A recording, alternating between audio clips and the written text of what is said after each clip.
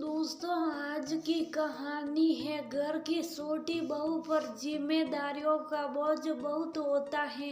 दोस्तों, कहानी शुरू करने से पहले अगर आपने चैनल को सब्सक्राइब नहीं किया हो तो कर लीजिए ताकि आपके पास पहुंच सके हर नया वीडियो। कली बेटा, तुमने अपना निर्णय सोच समझ कर लिया है ना? क्योंकि मुझको तो यही लग रहा है कि तुम कैसे उस संयुक्त परिवार में जाकर एडजस्ट भी कर पाओगी या नहीं। कभी तो तुम उस माहौल में रही ही नहीं, वो तुम्हारे ऊपर कोई जोर जबरदस्ती नहीं है। साओ तो फिर से एक बार अपने निर्णय के बारे में सोच लो। परिवार की सबसे छोटी बहू बनकर जाओगी और कहीं ऐसा न हो जिम्मेदारी के बोझ तले दब जाओ, क्योंकि छोटी बहू पर जिम्मेदारी का बोझ बहुत होता है। जीजी ने अभी अभी बताया कि तुमने देव के साथ शादी करने के लिए हामी भर दी है। मुझको लगा कि तुमने ये निर्णय किसी दबाव में तो नहीं लिया।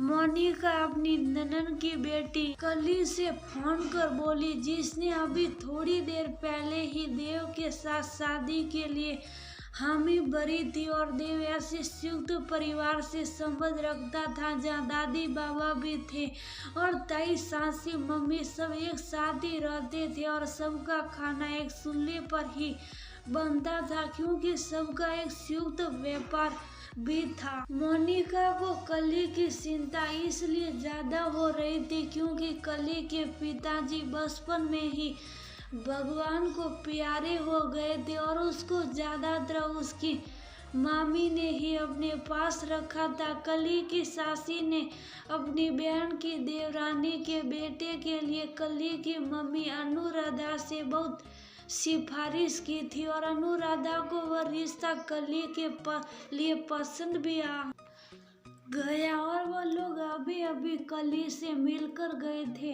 मामी, पहले तो सही बताऊं कि मुझको भी बहुत डर लग रहा था कि नए घर में उन लोगों के साथ मैं एडजस्ट कर पाऊंगी, लेकिन जब देव की मम्मी भाभी और सासी ताई सब से बातें की तो मुझको उनसे बात करके बहुत अच्छा लगा। उन्होंने कहा कि कली, हमारे घर में किसी को भी कोई बंधन नहीं है, हर किसी को अपनी अपनी मर्जी से जीने का अधिकार है।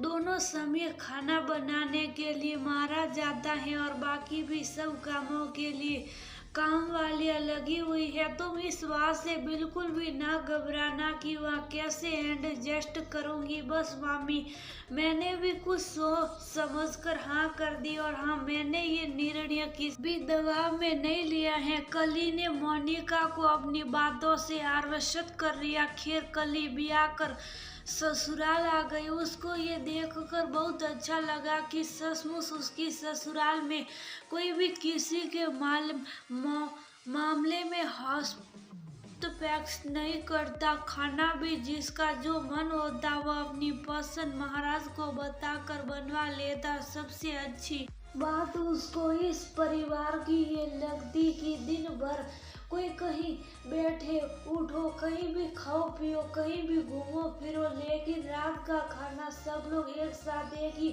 टेबल पर बैठकर खाते और अपने दिन भर के अनुभवों को एक दूसरे के साथ गपशप करके हंसते मुस्कुराते हुए शेयर करते। कली उस परिवार की सबसे छोटी बहू थी तो सबका उसको लाड़ दुलार भी बहुत ज्यादा मिलता। उसका जब जी चाहता वह देर के साथ घूमने भी निकल जाती, क्योंकि दादी बाबा और घर के और भी सदस्यों को घूमने फिरने की आजादी थी। कली को तो कभी कभी लगता कि वह ससुराल में होकर भी मायके से ज्यादा आजाद था। अक्सर अपने भाग्य पर फख्र करती कि उसने अपना निर्णय बदलने न बदलने का फैसला बिल्कुल सही लिया।